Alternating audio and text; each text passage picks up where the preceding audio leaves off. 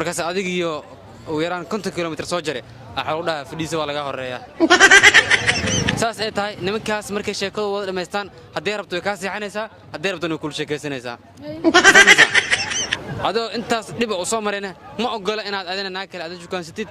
amba aad guursatid ma ogola dumarka horta dabeecadaas ay laayeen kuwa hadda jirna waxay leeyihiin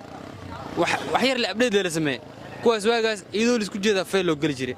oo raamiga hore saha xariif iyo bobsiino meel dheer ka meel dhahay macna laakiin kuwa hadda jira taleefanka feel lagu jira macna taleefanka feel lagu jira marka waxyaabo farqigaas le kula duwin mooyee wallahi ragii hore iyo rag hadda le wax isdheer mooyee dumarka leewa waligood natiijo ma keenayaan okay dumarka rag halka markaan dhigno raggii hore dumarka maxay ku haasaawi jireen haasaawi ay kula hadli jireen erayada kula hadli jireen lagu soo xiro gali jiray baan doonaynaa wallahi erayada oo lagu soo xiro galin jiray sheeko dheer ma jirin ay qof ay meerta oo ku rabaha maxaa haysataa islaamina maxaa haysataa ayada ku dhaysa moogtay boqol geelay ka dhiiba shan farsa keena qori aaka iyo qasnadiisa keena saan waay oo isku dheeli tiraa baash intaas la waay waa iska fiirnay qofta dumarkii hore waxyaabo kale lagu fiirin jiray xakamadda ragga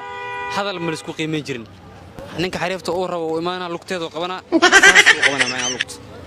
kubka oo cabira kubka markuu cabiro hadii ay faraha istaabtaan qoftaas ragga hore badan waa iska ilaalin jireen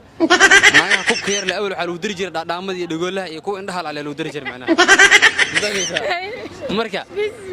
marka waxa la sameeyna naagta lugta laga qabana lugta cabirkeeda la fiirina haddii faraha isku imaan waayaan kadib saddex far la sii saaraa naagtaas ilmo wala food dhalaysa macnaha naagtaas ana ku banaan taas ay guursan jiray boqol geela iyo farsa iyo qoriyo balaa laga dhiib jiray barkee qolaba dhaqan ay leedahay